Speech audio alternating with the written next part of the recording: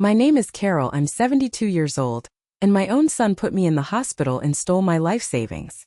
Before I tell you about the incredible moment he kicked down my door and saw a detective waiting for him at my kitchen table, let me know where you're watching from in the comments. The silence in my old kitchen was so thick you could taste it. It tasted like dust and stale coffee and 20 years of loneliness. The only sound was the cheap plastic clock on the wall, ticking away the seconds of my life. Tick, tock. Each one felt like a hammer blow against my ribs. I sat perfectly still at the small formica table, my hands clasped so tightly in my lap that my knuckles were white. My palms were damp with a cold sweat. Across from me, Detective Miller sat like a stone statue. He was a man who looked like he'd seen everything, and nothing surprised him anymore. He hadn't said a word in 10 minutes, just gave me a short, reassuring nod when he first sat down. His presence was the only thing keeping me from falling apart. We just sat there waiting for the monster I had raised to come home. I had spent my entire life in this small apartment. It was where I'd brought my husband after our wedding, where I'd raised my 2 children, Sarah and Kevin. It was where I'd held my husband's hand as he took his last breath. Now these walls that once held so much love and laughter felt like a cage. A cage where I was the prey, and the predator was my own flesh and blood. The clock on the wall read 7:59 p.m. Any second now. My heart was a frantic bird trapped against my ribs, beating so hard I was sure Detective Miller could hear it. I closed my eyes and took a shaky breath. At exactly 8 p.m. the door didn't open. It exploded inward. The cheap wood of the door frame splintered, and the door itself swung violently on one hinge, crashing against the wall. And there he was. My son Kevin. He stood in the doorway like a storm cloud, his face a twisted mask of rage. He was breathing heavily, his eyes wild and bloodshot. He didn't even seem to notice the broken door. His gaze was locked on me. "You lying old hag," he roared, his voice echoing in the small space. He took 2 long strides into the room, his fists clenched at his sides. "I told you to be here. I told you I needed the money. Where have you been? Where is my money?" He didn't wait for an answer. He never did. His entitlement was a physical thing. A suffocating blanket he threw over everyone around him. He took another step, his shadow falling over me. I flinched, pressing myself back into the hard wooden chair. It was a reflex I had learned over the last 2 years, a pathetic attempt to make myself smaller, to disappear. "I went to the bank," he spat, his voice dripping with venom. "The account is empty. All of it. What did you do with it? Did you give it to Sarah? After everything I've done for you, you go behind my back and give my inheritance to that selfish..." His tirade stopped abruptly. It was as if someone had hit a pause button. For the first time since he burst through the door, his eyes moved from me. They scanned the room and finally landed on the calm, unmoving figure of Detective Miller. The change was instantaneous and fascinating to watch. The raw fury on his face flickered, replaced by a wave of confusion. His brows furrowed. His mouth, which had been twisted in a snarl, hung slightly open. He blinked as if trying to make sense of what he was seeing. A police officer? Here? In his mother's kitchen? Then the confusion melted away, and something else took its place. Something I hadn't seen on his face in a very long time. Pure undiluted fear. The color drained from his cheeks, leaving his skin a pasty, sickly gray. His Adam's apple bobbed as he swallowed hard. The confidence, the rage, the entitlement, it all evaporated in a single silent moment, leaving behind a hollowed-out man who suddenly looked very, very small. He pointed a trembling finger at the detective. His lips moved, but no sound came out at first. He tried again, his voice a choked whisper. Who are you?" Detective Miller's voice was low and steady. "Kevin Thompson, you're under arrest for extortion and assault. But to understand how we got there, how my son's face crumbled into a mask of pure terror, you have to go back with me. Back 2 weeks to a phone call that almost killed me. It was the 5th of the month. Pension day. For most retirees, it's a day of quiet relief. A day to know the bills will be paid, that there's food in the pantry. For me, it had become a day of coiled dread. It was the day the jackal came to feed. I was sitting in my worn-out floral armchair, the one Frank and I had bought together 30 years ago, trying to savor a cup of tea. The morning sun was streaming through the window, but it offered no warmth. I was just staring at the dust motes dancing in the light when the phone on the end table let out its shrill, jarring ring. I didn't even have to look at the caller ID. My stomach had already clenched into a cold, hard knot. I let it ring 3 times, a small, futile act of defiance in a life that had become devoid of them. It was a pathetic little rebellion, but it was all I had. On the 4th ring, my hand shaking slightly, I picked up the receiver. "Hello. I'll be by for the money tonight." It wasn't a request. It was a statement of fact, as casual as someone announcing they were picking up milk. Kevin's voice was flat, devoid of any warmth, like a stranger reading a script. "Don't even think about leaving." My own voice came out as a whisper, thin and reedy. "Okay, Kevin." I hated how weak I sounded, hated the immediate surrender in my tone. "And have it in cash. All of it. I don't have time to mess around with your stupid checks." He was talking about my half, of course. For 2 long years, ever since my dear Frank passed away from the cancer that ate him up from the inside out, Kevin had decided that half of my pension, my only source of income, was his rightful due. The first time, he'd come over with a long, sorrowful story about his car needing a new transmission. I'd given him the money without a second thought. The next month, it was a problem with his salary at the warehouse, a supposed mix-up in payroll. Soon the story stopped. He didn't even bother with an excuse anymore. It was just expected. My money was his money. The pension I had earned after 30 years of working as a school secretary, the Social Security Frank had worked his fingers to the bone for. It was all just an extension of his own wallet.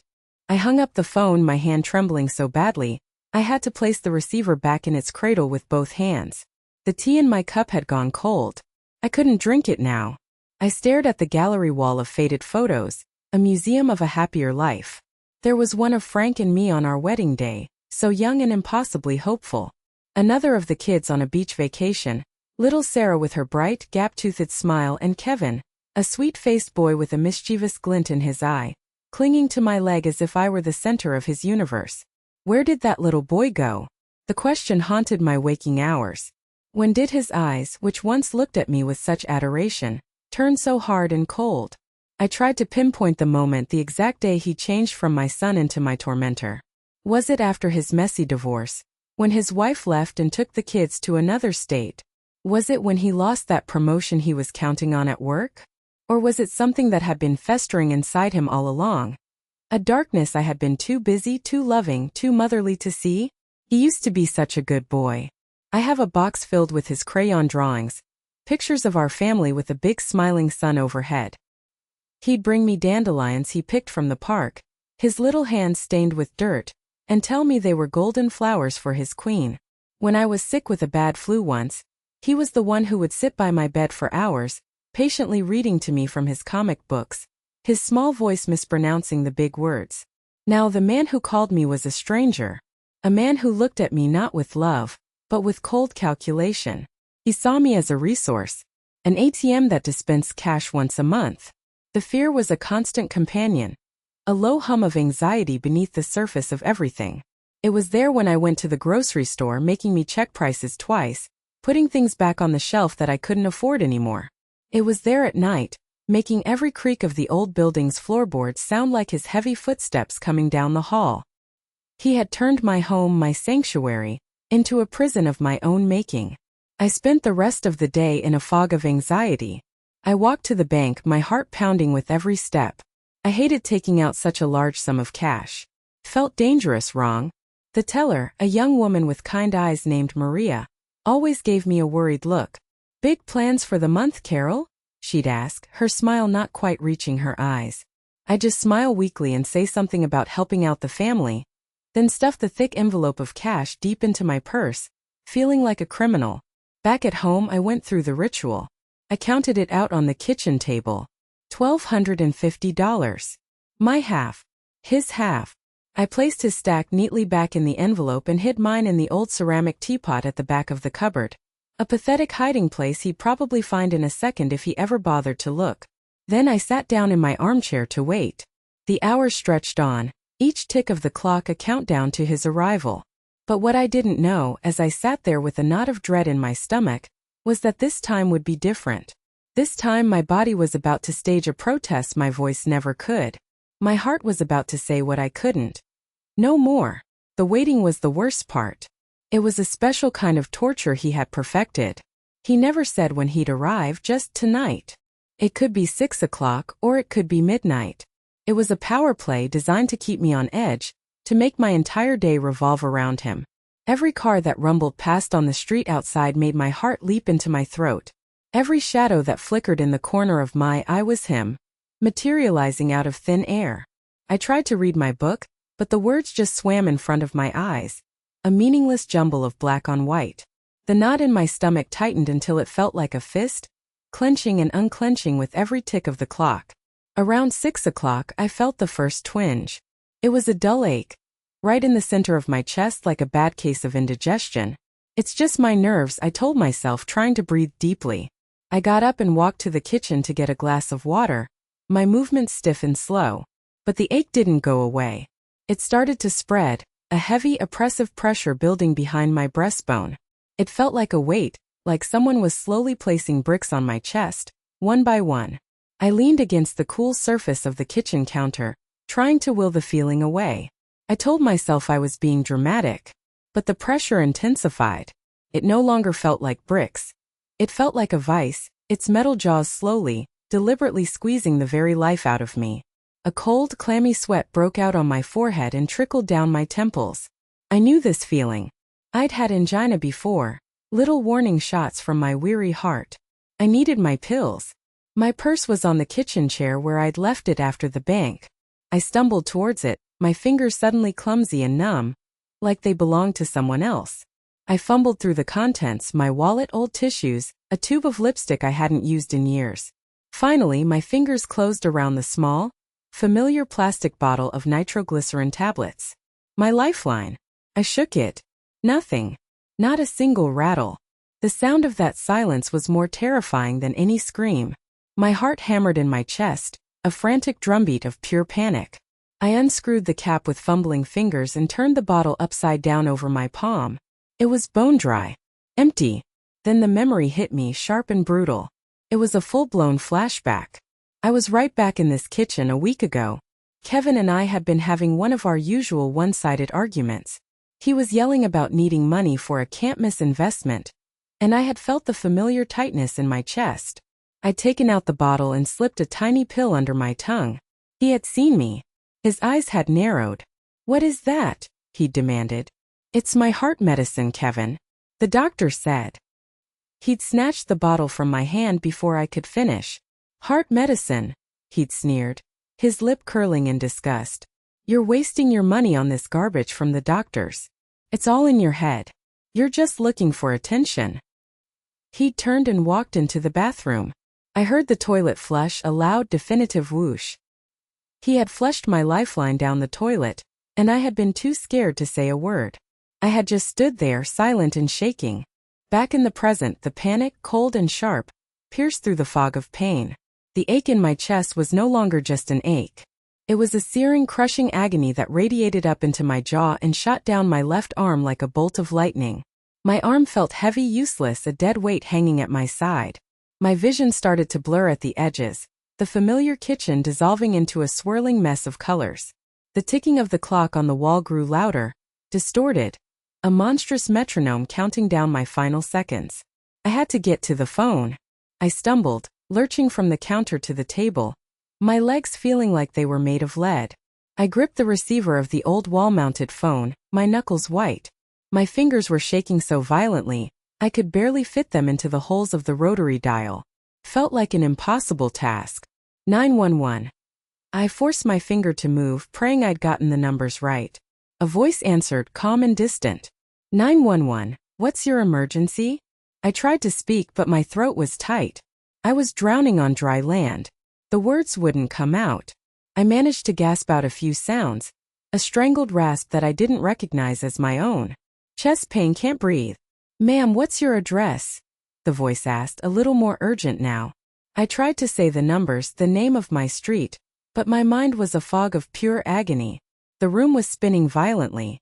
The pain was all-consuming, a black wave pulling me under its crushing weight. I could hear the operator's voice trying to keep me on the line, but it sounded like it was coming from a million miles away. My eyes landed on the refrigerator, on a magnet holding up a faded photograph. It was Kevin on his high school graduation day. He was wearing a cap and gown, a proud, confident smile on his face. I was standing next to him, my arm around his shoulders, beaming with a mother's uncomplicated love. We looked so happy, so full of hope for the future. The floor rushed up to meet me. The last thing I felt was the cold, unforgiving linoleum against my cheek. The last thing I heard was the echo of my son's voice in my head, not the sneering man from the phone call, but the laughing boy from the photograph, the boy who used to bring me golden flowers. Then everything went black. Waking up was a slow, confusing process, like swimming up from the bottom of a deep, dark lake. The first thing I was aware of was a steady, rhythmic beeping sound, right next to my ear. It was insistent, annoying. The second thing was the smell. That sterile chemical smell of antiseptic and floor polish that can only mean one thing. A hospital. I forced my heavy eyelids open.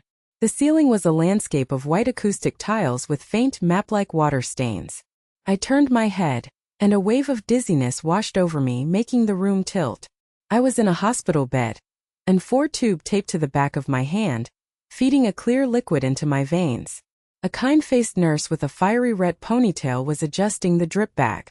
"Welcome back, Mrs. Thompson," she said softly, her voice a gentle murmur. She noticed I was awake and gave me a warm smile. "You gave us quite a scare. You had a pretty serious heart attack, but the paramedics got you here just in time." A heart attack. The words hung in the air, feeling unreal. I tried to speak, to ask a question, but my mouth was as dry as desert sand and my throat felt like sandpaper. I could only manage a weak, pathetic nod. Later that day, a doctor came in.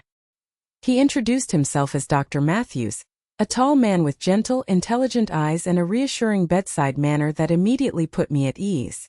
He checked the monitors, listened to my heart with his cold stethoscope, and asked me a few simple questions. Then, as he was about to leave, he paused. He was looking at my right arm, which was resting on top of the thin, starchy white blanket. "These bruises, Mrs. Thompson," he said, his voice quiet but firm, making it clear this was not a casual observation. "They look recent. Did you fall when you collapsed?" I looked down. There on my forearm were the faint, finger-shaped outlines of a bruise, already turning a sickly yellow-green. I hadn't even consciously noticed it before, but now it stood out against my pale skin like a brand. It was from last week, when Kevin had grabbed my arm to pull me away from the phone when I had tried to call Sarah on her birthday. It was a common occurrence. My body was a roadmap of these little reminders of his impatience, his quick temper. A hot wave of shame so intense it made me feel dizzy again washed over me. I'm clumsy," I stammered, unable to meet his searching gaze. I stared at a crack in the wall behind his head. I must have bumped into the doorframe. I'm always doing things like that. He didn't press me. He didn't say, "I don't believe you." He just made a small note on the clipboard he was holding. But his eyes, when they met mine again, were full of a deep, sorrowful understanding that told me he didn't believe a word of it. Before he left the room, he said, "As part of our standard procedure, Mrs. Thompson, we're going to have one of our hospital social workers, a woman named Janice, stop by for a chat. It's just to make sure you have all the support you need when you go home." The word support felt like a cruel joke. But his words, his look of unwavering concern, planted a tiny seed in the barren soil of my despair. For the first time, someone outside the 4 walls of my apartment had seen a crack in the facade. Someone had suspected that not everything was okay. It was a terrifying thought, but also strangely a liberating one. That evening, they moved another patient into the empty bed next to mine. She was a woman about my age, maybe a little older, with a tidy bun of white hair and a calm, intelligent face behind a pair of thick-rimmed glasses. Her name was Eleanor. After the nurse left, we sat in the companionable silence of strangers, the only sounds the beeping of my monitor and the soft hum of the hospital's ventilation system. Finally, Eleanor spoke, her voice raspy but kind. "Heart attack." I nodded, feeling too tired and raw to talk. "Stress, I bet," she said, more to herself than to me. She adjusted her glasses and looked at me, her eyes full of a sad, knowing wisdom. "My son," she said, her voice dropping to a near whisper as if sharing a shameful secret. He pushed me down once. Just once. It was over money for his business idea. I told him I couldn't help him with his salary anymore after his own messy divorce. He told me the inheritance he got from his father wasn't enough, that I owed him more. I told him no. He pushed me. I broke my hip. He told the paramedics I'd slipped on a rug. My blood ran cold. It felt like she had reached into my chest and pulled out my own story, polished it up and handed it back to me. It was the same shame, the same lies, the same betrayal. I found my voice and it was shaky. My son, he doesn't push me. He just squeezes. It was the first time I had ever said it out loud to anyone. The words felt strange and heavy in my mouth, ugly and real. Eleanor reached out her wrinkled hand and patted mine where it lay on the blanket. Her touch was warm and firm. "We're not alone, Carol," she said softly. "They just make us think we are." Her words, so simple and so powerful, felt like a key turning in a rusty lock I didn't even know was there. Maybe I wasn't alone. And maybe, just maybe, I didn't have to be. That night, for the first time in 2 long years, I didn't dream of Kevin's angry face. I dreamt of a locked door and my own hand steady and strong reaching for the key. The next morning, Eleanor's words were still echoing in my head as I watched the sun rise through the grimy hospital window. "We're not alone." Lying there, staring at the ceiling, I felt a flicker of something I hadn't felt in years, something that had been buried under layers of fear and shame. Anger. Not the helpless, whimpering fear that had been my constant companion, but a pure, hot, righteous anger. Anger at Kevin for what he had done, and a deeper, more painful anger at myself for letting him do it for so long. Can I use a phone?" I asked the morning nurse, a cheerful young woman named Brenda, when she came to check my vitals. My voice sounded stronger than it had in days. She brought me the phone from the nurse's station. A clunky beige plastic thing with a long coiled cord that was probably older than she was. My hands were shaking as I took it, not from weakness this time, but from a potent cocktail of fear and determination. There was only one number I wanted to call. A number I hadn't dialed in 3 agonizing years. A number that felt both like salvation and a terrifying leap off a cliff into the unknown. Sarah. My daughter. The rift between us hadn't been a single dramatic event. It had been a slow poisoning, a campaign of psychological warfare administered drop by Kevin. After Frank's funeral, when my world had shrunk to the 4 walls of my apartment and the suffocating weight of grief, Kevin had moved back in temporarily to help me out. He started small, planting seeds of doubt with practiced ease. "Did you hear what Sarah said about the inheritance, Mom? She was talking to her husband. She thinks you're not capable of managing it yourself now that Dad's gone." A week later it would be something else. "Sarah called while you were napping. She was complaining about having to help with your future bills. Said her own salary wasn't enough to support her family and you. He told me she was jealous. That she thought I was playing favorites, giving him money that was rightfully hers. He said she only wanted to drive a wedge between us, to turn me against him so she could have me all to herself." He was so convincing, so earnest, his face a mask of loving concern. And I, in my grief-stricken, lonely state, I drank the poison. I believed him. I started pulling away from her. I stopped answering her calls, letting them go to the voicemail I never checked. The last time we spoke, it had ended in a terrible shouting match over the phone, with me accusing her of being selfish, of not understanding what I was going through. I had parroted Kevin's cruel words back at her, using them as a shield. The memory made me sick to my stomach, a sour taste of shame in my mouth. Now, looking at the phone in my hands, I was terrified. What if she wouldn't talk to me? What if she hated me for cutting her off, for believing his lies, for choosing my abuser over my own daughter? My thumb hovered over the numbers, frozen with indecision and self-loathing. "She has her own life." A voice that sounded suspiciously like Kevin's whispered in my head. "She's forgotten about you. Don't bother her." From the next bed, Eleanor's voice, quiet but firm, cut through my fear. She must have been watching the battle play out on my face. "Don't think so much, Carol," she said gently. "Fear is a prison we build for ourselves.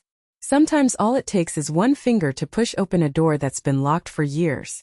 I took a deep, shuddering breath and punched in the numbers before I could lose my nerve. My heart was a frantic drum against my ribs, The phone rang. Once. It sounded unnaturally loud in the quiet room. My heart hammered against my ribs. Twice. I was about to hang up, convinced this was a terrible, humiliating mistake. 3 times. Hello. The voice was hers. A little older, a little more tired maybe, but it was unmistakably her. All the words I had practiced in my head, all the carefully constructed apologies, they vanished from my mind. I opened my mouth but only a choked, pathetic sob came out. Hello? She said again, a note of impatience and suspicion in her voice now. Who is this? I squeezed my eyes shut, tears leaking from the corners. Sarah. I whispered, my voice cracking, fragile as a robin's egg. It's Mom. There was a sharp intake of breath on the other end of the line. Silence. A long, agonizing silence that stretched for an eternity. I thought she had hung up. My heart sank into a black pit of despair. It's too late, I thought. I've lost her forever. Then I heard it. A soft, muffled sound. A sob quickly stifled. Mom, she whispered, her voice thick with tears and disbelief. Oh my God, Mom. Is it really you? Where have you been? The dam inside me broke. Tears I didn't even know I was holding back streamed down my face, hot and cleansing, washing away years of fear and solitude. For the first time in 3 long, lonely years, fear had not won. Hope, fragile and tentative and beautiful, was beginning to push its way through the cracks of my broken heart. Sarah arrived at the hospital the next morning. She didn't call first, she just appeared in the doorway of my room, looking like a ghost from a life I'd almost forgotten, a life before the fear set in.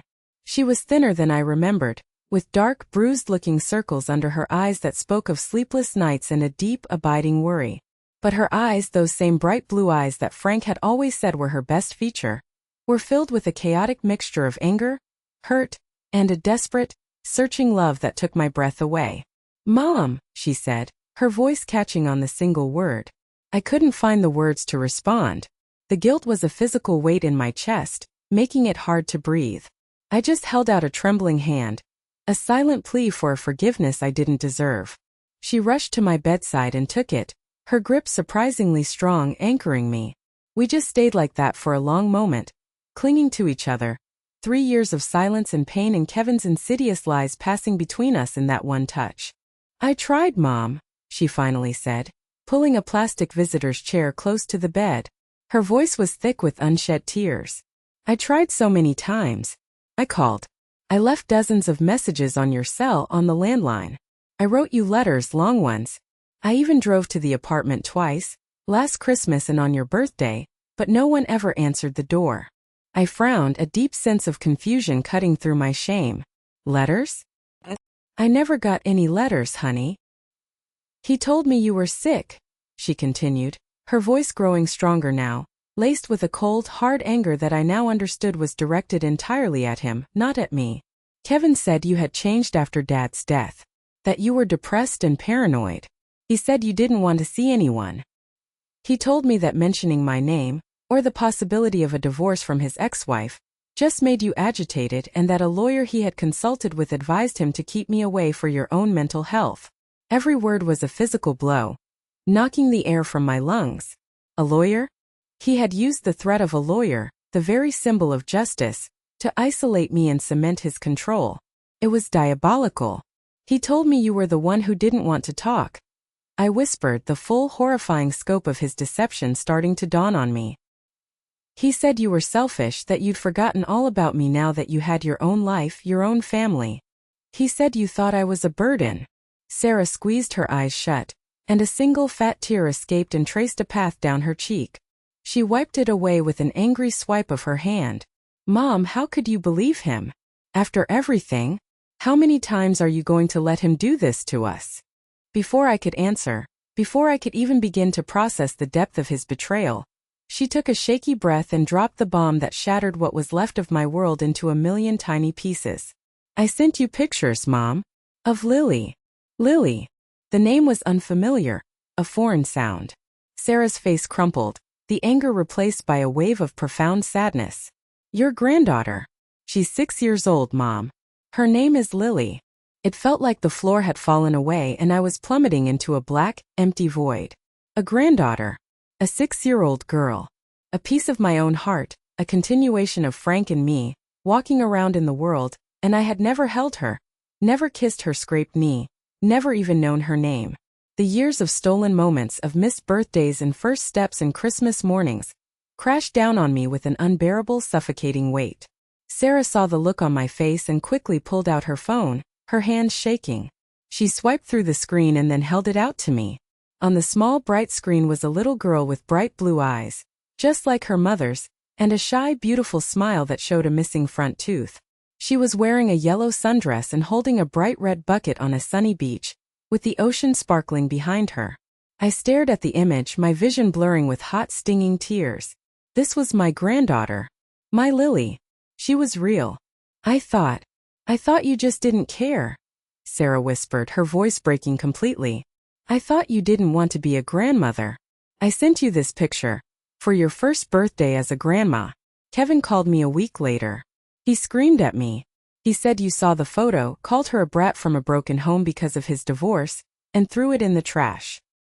He told me never to send anything again.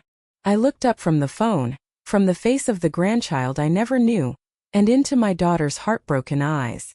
I saw not only her pain, but a perfect, devastating reflection of my own. We were two women who loved each other, who had been systematically and cruelly torn apart by a man we both should have been able to trust with our lives. He hadn't just stolen my money. He had stolen my family. He had stolen 6 years of my life with my granddaughter. And in that moment, the flicker of anger I had felt before roared into a blazing inferno. This was not just about my pension anymore. This was a battle for my family, for my life, for every stolen moment. And it was a battle I was no longer willing to lose.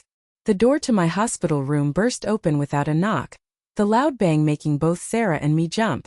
It was a violation, an intrusion into the fragile peace we had just begun to build. Kevin stood there, a thundercloud of rage and impatience. He looked disheveled, like he'd slept in his clothes, and his eyes were wild. He ignored Sarah completely, as if she were a piece of furniture.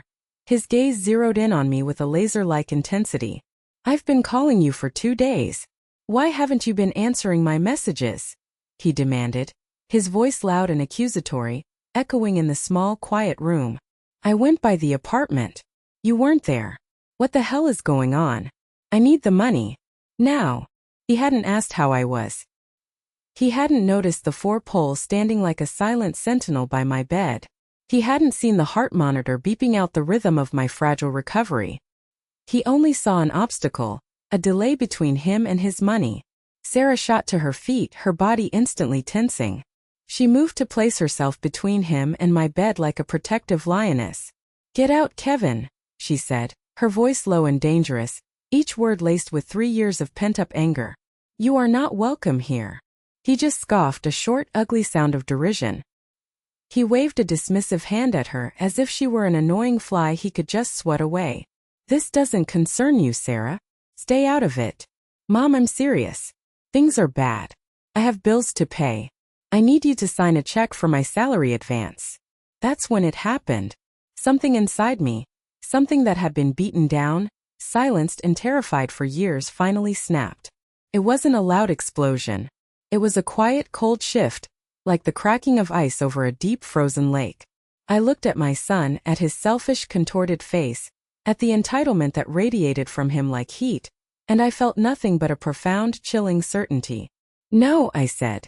The word was quiet, barely a whisper, hoarse from disuse. But it landed in the silent room with the force of a gunshot. Kevin froze. He stared at me as if I just started speaking in a foreign language. His mouth hung open slightly. What did you say? I said no, Kevin, I repeated, and my voice was a little stronger this time. I used the railing of the bed to push myself up into a sitting position, meeting his shocked, disbelieving gaze without flinching. For a second he just stood there blinking, processing this unprecedented act of rebellion. Then his face darkened into a furious thundercloud. The shock was replaced by pure, unrestrained rage. No! He bellowed, taking a menacing step forward that made the floor seem to vibrate. What do you mean, no? You owe me. You wouldn't have a roof over your head if it wasn't for me looking after you. You wouldn't be alive. You are not looking after me. I said, and my voice, though trembling, was steady. You are robbing me. That was it. He lost all control. He lunged towards the bed, a feral snarl on his lips, but Sarah blocked his path again. Don't you dare touch her, she cried, her arms outstretched. He shoved her. It wasn't a gentle push to get her out of the way. It was a violent, angry shove that sent her stumbling backward, crashing hard into the visitor's chair. He didn't hit her, but the intent, the violence was there for anyone to see. He turned back to me, his face inches from mine, his breath hot and smelling of stale coffee and cigarettes. He grabbed my right arm, the one with the 4-line and the tender, healing bruises, and squeezed hard. You will give me that money, you ungrateful old. Pain, sharp and electric, shot up my arm. The 4-needle felt like it was being driven into the bone. But for the first time, the pain didn't make me shrink or cower. It was a catalyst. It fueled my rage, burning away the last vestiges of fear. Sarah screamed, a raw, piercing sound of fury and terror. She lunged for the red nurse call button on the wall next to my bed, slamming her hand on it repeatedly, over and over again. The last thing I saw before the room filled with people was the look in my son's eyes. It wasn't just anger anymore. It was pure, unadulterated hatred. It was the look of a cornered animal. Within seconds, the room was a whirlwind of motion. 2 large hospital security guards and a male nurse burst in. They saw Kevin's hand clamped on my arm, saw Sarah trying to pull him off me, and they reacted instantly. It took both guards to wrestle him away from my bed. He fought them, thrashing and cursing, his face purple with rage. As they dragged him, struggling and screaming, out of the room and down the hallway, he was still yelling threats, promising me that I would regret this, that I would be sorry, that I would end up on the street. Lying back against the pillows, my arm throbbing, I watched him being hauled away. I wasn't scared. I wasn't sad. All I felt was a profound, chilling sense of finality. He had crossed a line from which there was no return. This wasn't just a family dispute anymore. This was a crime. And I had just chosen my side. A week later, Sarah helped me check out of the hospital. The doctor gave me a clean bill of health, along with a handful of new prescriptions and a stern warning about avoiding stress. Easier said than done, I muttered to myself as we walked out into the bright, indifferent sunshine. Sarah drove me not to my old apartment, but to her house in the suburbs, insisting with a firmness that allowed no argument that I stay with her for a while. First, though, we had to make a stop. We need to get your prescriptions filled, Mom, she said, her voice gentle but determined as she pulled into the parking lot of my local bank. And we need to get you some cash for groceries and personal items. You need to start taking back control. Walking into that bank felt different. It was the same checkered floor, the same smell of old paper and disinfectant. But I was different. I held my head a little higher. The decision in the hospital, that single quiet no, had changed something fundamental inside me. I was no longer a victim waiting for the next blow. I was a survivor, and I was just beginning to learn how to fight back. We got in line, and I saw a familiar face behind the counter. A young woman named Susan. A sweet girl with a warm smile who had been my teller for years. She had always been so kind to me, always asking about my day. When it was our turn, she smiled brightly. Mrs. Thompson, it's so good to see you up and about. I was worried when you didn't come in on the 5th like usual. It's been a hectic week, Susan, I said with a small smile, feeling a warmth towards her that was a welcome change from the cold dread I usually felt in this place. I just need to withdraw $200 today, please. She nodded and turned to her computer, her fingers flying over the keyboard with practiced efficiency. Then she stopped. Her fingers hovered over the keys. She frowned, her brow furrowed in concentration. She clicked the mouse a few times, then typed something else. The frown deepened. Is everything all right? Sarah asked from beside me, her protective instincts immediately on high alert. She had noticed the change in Susan's expression. Susan looked up, her professional smile completely gone, replaced by a look of genuine concern and utter confusion. She leaned forward, lowering her voice so the people in line behind us couldn't hear. Mrs. Thompson, I'm so sorry, but there seems to be a mistake. Your account balance is only $14.32. The world tilted on its axis. The cheerful lobby of the bank, the friendly face of the teller, the hum of the air conditioning. It all seemed to warp and distort. The floor felt like it was dropping out from under me. What? I whispered, the sound barely audible. That's impossible. My pension check, my social security, it was all direct deposited. There should be over $2,000 in there. Susan looked deeply uncomfortable, her eyes darting from me to Sarah. She clearly didn't want to be the bearer of this news. She leaned closer still. I know. I see the deposits. But there was a large withdrawal made last Friday. The day you went to the hospital. A cash withdrawal for $2,500. My mind went blank. $2,500? That was almost everything I had in the world. That was my medicine money, my food money, my security.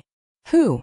I asked, my voice a dry croak, even though a cold, sickening certainty was already creeping into the pit of my stomach. A serpent of pure dread. Who withdrew it? Susan hesitated, glancing around as if she was afraid of being overheard. She took a deep breath. It was your son, Kevin, she said softly, her eyes full of pity. He had a power of attorney form signed by you. We had it on file.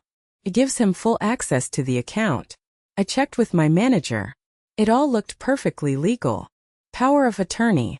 The words hit me like a physical blow. The memory flooded back, vivid and painful. I was right back at my kitchen table a few months after Frank died. Kevin had been so helpful then, so concerned. It's just a precaution, Mom, he'd said, spreading the crisp legal document on the table. His voice had been so smooth, so reassuring. In case you ever get sick and can't go to the bank yourself. This way I can make sure your bills are paid on time. It's just to make your life easier. I had signed it without a second thought, my heart swelling with gratitude for my thoughtful son. Then another, more recent memory surfaced, making me feel sick to my stomach. Just a few months ago, he'd come over with a stack of papers. He'd been in a hurry. Just some updates for your insurance, Mom, for the college fund I'm setting up for Sarah's kid, he'd said casually, flipping through the pages and pointing to where I needed to sign. My lawyer says we need to keep everything current for tax purposes. A college fund for Lily? I had been so touched by his generosity, so proud. Now the horrifying, brutal truth crashed down on me. There was no college fund. There was no concern for my bills. He had been playing the long game. He had tricked me, lied to me, and weaponized my trust, my love, and turned it into a tool for my own financial destruction. He hadn't just taken my money. He had taken everything. He had left me with nothing. I don't remember walking out of the bank. The next thing I knew, I was sitting in the passenger seat of Sarah's car in the sun-drenched parking lot, staring blankly at the windshield.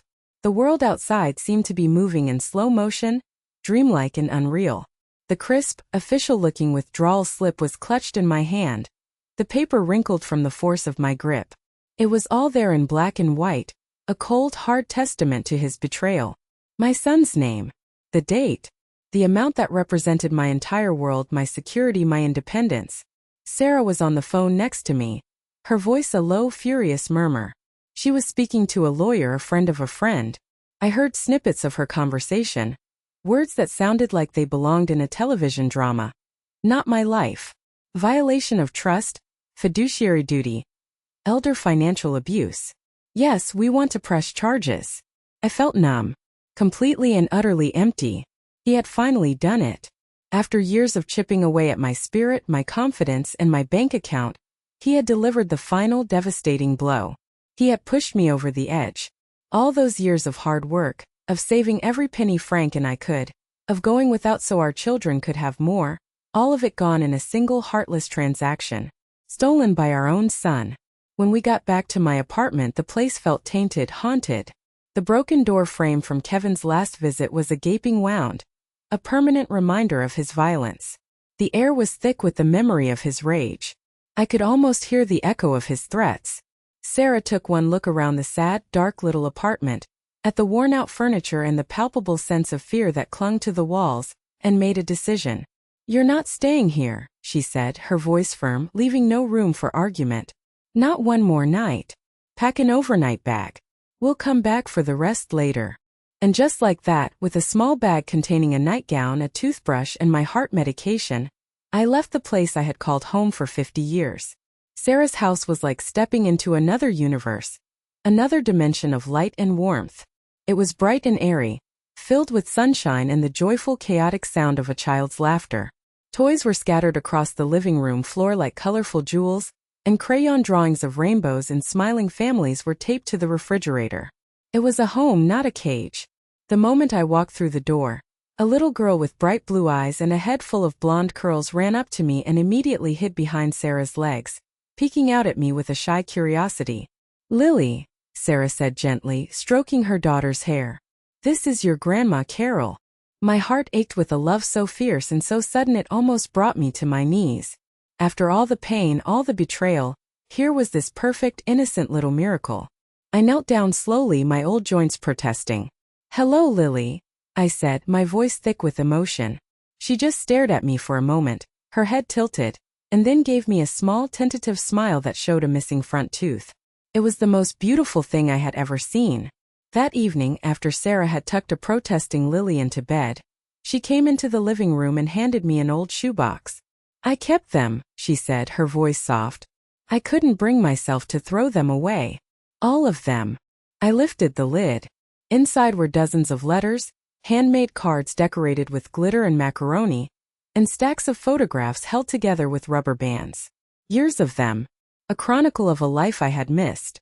I saw Lily's first birthday, her face smeared with chocolate cake. Lily on a swing at the park, her legs kicking high in the air. Lily dressed as a princess for Halloween. A determined look on her little face. Every milestone, every holiday, every ordinary beautiful year of her life was in that box. A life I had been denied. A life Kevin had maliciously hidden from me. I sat there on Sarah's comfortable sofa, the smell of her daughter's strawberry shampoo still lingering in the air, and I cried. I cried for the years I had lost, for the grandmother I had never been allowed to be. But these were different tears. They weren't tears of fear or despair. They were tears of grief, and underneath the grief, something else was stirring. A hard, cold core of resolve. The next day, I found the crumpled piece of paper Eleanor had given me at the hospital. It had a phone number on it. It was for a support group for older women who had experienced family trauma. A group called Second Chapter. My hand didn't tremble as I dialed the number. My voice was steady when I introduced myself and made an appointment for the following week. I had lost my money, my home, and 7 precious years of my family's life. But I had not lost myself. Kevin thought he had left me with nothing. But he was wrong. He had left me with a reason to fight. What I didn't know yet was that the fight was about to get much, much bigger than I could have ever imagined. The past my son had so desperately tried to escape was about to come knocking on our door, and it was far more dangerous than I knew. Life at Sarah's began to feel normal, in a way I hadn't realized I'd been missing for years. The simple, predictable rhythm of it was healing. Waking up to the smell of coffee brewing instead of a knot of fear in my stomach. Helping Lily with a puzzle on the living room floor. Her small warm body leaning against mine. Sitting in the backyard watching the birds at the feeder Sarah kept stocked. For the first time in years, I started to sleep through the night without waking up in a cold sweat. I went to my first meeting at the Second Chapter support group, and found a room full of strong, resilient women with stories that mirrored my own in terrifying and validating ways. I was starting to feel like Carol again, not just Kevin's mother, not just a victim. Then one Tuesday afternoon the doorbell rang. Sarah was at work and Lily was at school. The house was quiet. I opened the door to find a man in a rumpled gray suit standing on the porch. He looked tired, serious, and out of place in our cheerful suburban neighborhood. He held up a leather wallet and flashed a badge. Detective Miller. The man Sarah had been speaking with. "Mrs. Carol Thompson?" he asked, his voice low and professional. I nodded, my heart starting to beat a little faster. A familiar drumbeat of anxiety. "I'm with the Financial Crimes Unit. I was hoping I could come in for a moment. It's about your son, Kevin." I led him into the living room, my hands suddenly clammy. He didn't sit on the comfortable sofa but chose one of the harder dining room chairs, as if to maintain a professional distance. He got straight to the point. The money Kevin had stolen from me, that $2,500 that had been my entire world, it wasn't just for him. It wasn't for some new investment or a frivolous purchase. It was a payment to a monster. "Your son has a gambling problem, Mrs. Thompson," Miller said, his voice gentle but direct, leaving no room for misunderstanding. "A very serious one. For the past year, he's been borrowing money he can't pay back. He's been getting deeper and deeper into debt with some very dangerous people. The detective explained that Kevin, in his desperation, had fallen into the clutches of a local loan shark, a man known on the streets as Vinny the Hammer Costello. The name alone sent a visceral chill down my spine. It sounded like something out of a gangster movie, not something that should be connected to my son. Kevin used your pension money to pay off part of his debt, Miller continued, laying out the ugly truth piece by piece. But it was just a drop in the bucket. He's still deep in the hole, and Mr. Costello is not a patient man. We've had your son under surveillance for a while now. He's terrified. He knows he's in over his head. He's been making frantic calls, begging for more time. This was a nightmare. A whole new level of hell I hadn't even known existed. It wasn't just that my son was a thief and a bully. He was a fool who had gotten himself tangled up with violent criminals. Real dangerous criminals. Why are you telling me this? I asked, my voice barely a whisper. My throat was tight. Detective Miller leaned forward, his expression grave, his eyes holding mine. Because Vinny is losing his patience. We have an informant in his crew. We have intel that he's made direct threats. Not just against Kevin but against his family as a way to motivate him to pay up. That means you, Mrs. Thompson. And your daughter, Sarah. And your granddaughter, Lily. The world swam before my eyes. Lily. The thought of that monster, that hammer, anywhere near my precious, innocent granddaughter made me physically ill. I gripped the arms of my chair to keep from fainting, my knuckles white. We want to get Costello off the streets, Miller said, his voice hard now. We've been trying for years. He's slippery. But he's gotten arrogant. Your son is our way in. Kevin is scared enough to cooperate, to help us set up a sting operation to catch Vinny in the act of collecting an illegal debt. It's our best chance to finally put him away. He paused, letting the weight of his words sink in. But he's falling apart. He's paranoid, thinks everyone is watching him, which, to be fair, we are. He refuses to commit. He says he'll only do it. He'll only agree to wear a wire and set up the final payoff meeting, if you're the one who asks him to. He said. He said you're the only person in the world he can still trust. The irony was so bitter, so grotesque, it tasted like poison in my mouth. The man who had methodically destroyed my trust, who had lied and stolen and terrorized me, was now turning to me as his only anchor in the violent storm he had created. My safety, my daughter's safety, my granddaughter's precious life. It all rested on me helping the very man who had put us all in danger in the first place. The choice was no choice at all. It was a trap, and Kevin had just pulled me into it with him.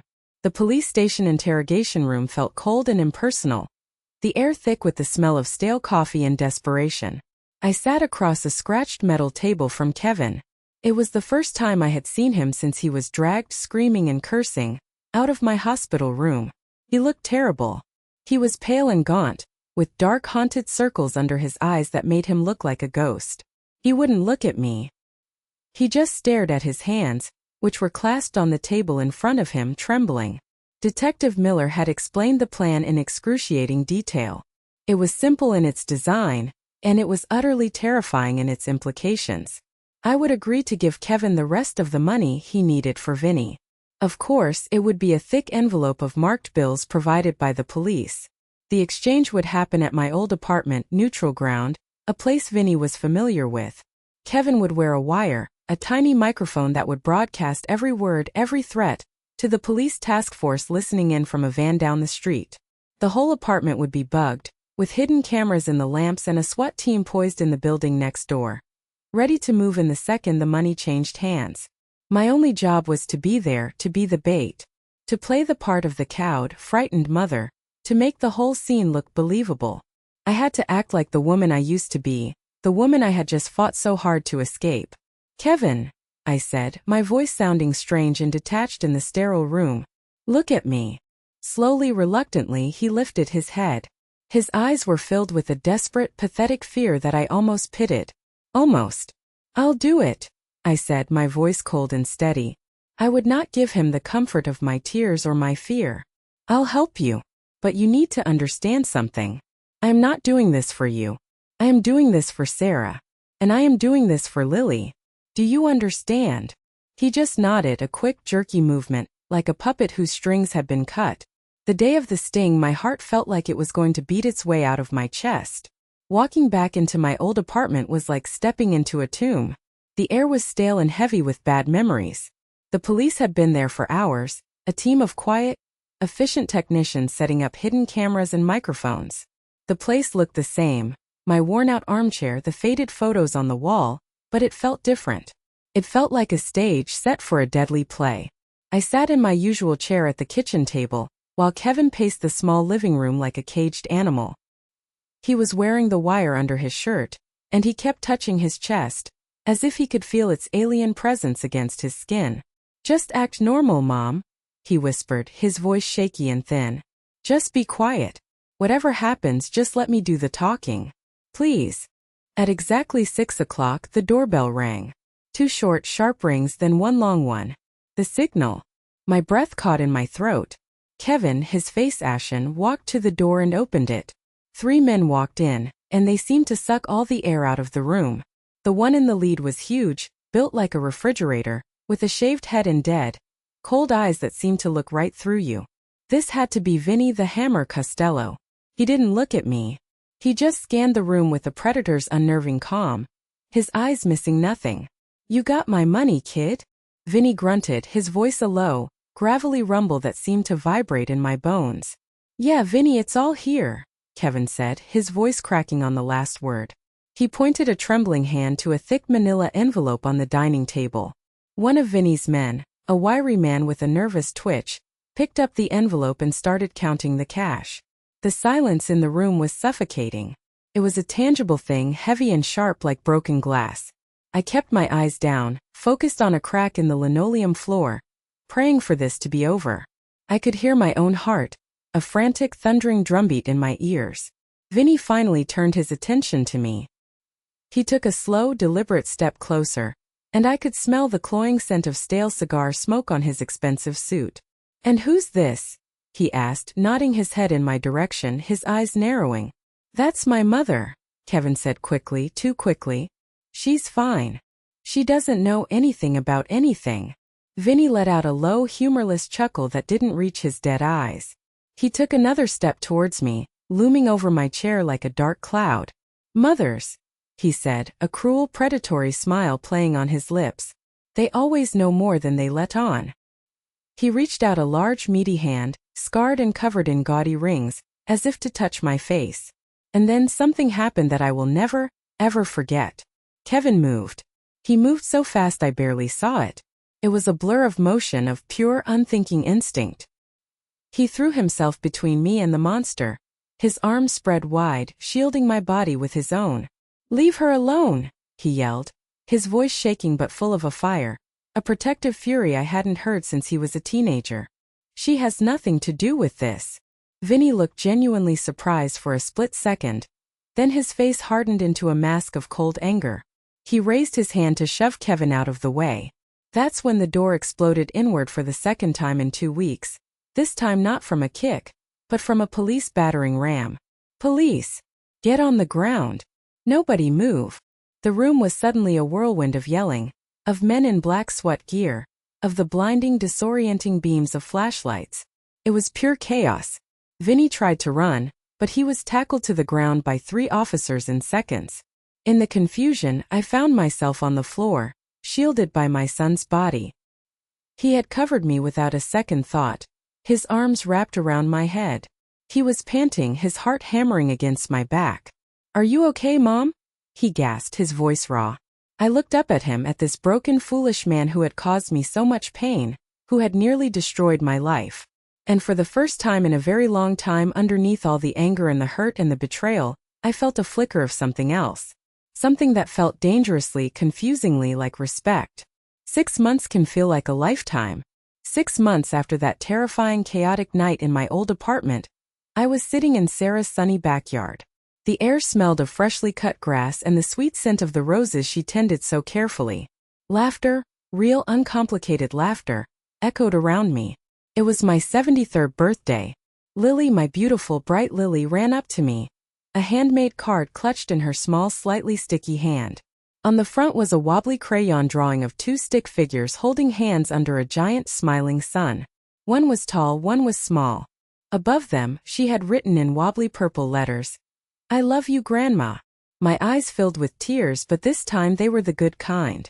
The healing kind. Life was different now, so profoundly different. I had my own small, sunny apartment in a senior living community, just 10 minutes from Sarah's house. It was clean and safe, and it was mine. I was surrounded by new friends from my second chapter support group. Women who understood my past without me having to explain it. I saw Sarah and Lily almost every day. The constant, low-grade fear that had been my shadow for so long was gone, replaced by a quiet, steady peace I had thought I would never feel again. Vinny the Hammer Costello and his crew were behind bars, facing a long list of charges. With Kevin's testimony as the star witness for the prosecution, the district attorney was confident they would be put away for a very long time. As for Kevin, he had taken a plea deal. In exchange for his testimony, he pleaded guilty to extortion and a lesser charge of assault. He served a short, 6-month sentence in a low-security facility, followed by 2 years of strict probation and mandatory enrollment in a Gamblers Anonymous program. He had been released last week. Sarah had told me, but we hadn't spoken about it further. As Sarah brought out a beautiful birthday cake with 73 candles blazing, the back gate creaked open. A hush fell over the small gathering of friends and family. Kevin stood there. He looked different. He was thinner, and the shadows under his eyes seemed to be a permanent fixture now. But the wild, desperate look was gone. He looked older, humbled, and profoundly tired. In his hand he held a small, slightly wilted bouquet of daisies, my favorite flower. He walked slowly towards me, his eyes fixed on the ground, as if he couldn't bear to meet my gaze. He stopped a few feet away, an invisible wall of shame and regret standing between us. The silence stretched thick and awkward. Then Lily, in her innocent 6-year-old wisdom, broke the spell. She slipped off my lap, ran across the grass, and wrapped her small arms around his legs in a fierce hug. "Uncle Kevin!" she squealed, her voice full of pure, uncomplicated joy. He looked down at her as if he'd been struck. His face crumpled. He sank to his knees on the grass and hugged her back, burying his face in her blonde curls. I saw his shoulders shake with silent, racking sobs. It was the sound of a man who had finally hit rock bottom and understood the full scope of what he had lost. I didn't say, "I forgive you." The words weren't there yet, and maybe they never would be in their entirety. Forgiveness is a complicated, messy thing, not a simple switch you can flip. But as I looked at my son, not the monster who had terrorized me, not the jackal who had fed on my pension, but a broken man trying to find his way back from the darkness, I knew that the rage that had sustained me had finally subsided. He eventually looked up at me, his eyes red-rimmed and full of a deep, sorrowful pain that mirrored my own. "Mom," he whispered. It was all he said, but it was enough. I just gave him a small nod. It wasn't forgiveness. It wasn't a welcome back into the fold. It was just an acknowledgement, a fragile, uncertain beginning. Later that evening, as I sat on the porch swing with Sarah, watching the fireflies begin to dance in the twilight, I realized what true justice was. It wasn't about seeing Kevin punished. It wasn't about revenge or getting my money back. The courts had ordered restitution, but I knew I'd be lucky to ever see a dime. Real justice was this quiet moment, this peace, the right to sit in your own family's backyard, to feel safe, to be surrounded by uncomplicated love, and to no longer be afraid. He hadn't just stolen my money, he had stolen my peace of mind, and that was something I had finally painstakingly taken back. It was the most valuable inheritance of all. Thank you so much for listening to my story. It wasn't easy to share, but I know I'm not alone in this. So many of us have faced betrayal from the very people who were supposed to love us and protect us the most. My question for you is, what does real justice look like to you? Please share your thoughts and your own stories in the comments below. Your voice matters, and your story could be the one that gives someone else the strength to start their own second chapter. Don't forget to like this video and subscribe for more stories. Remember, you are not alone.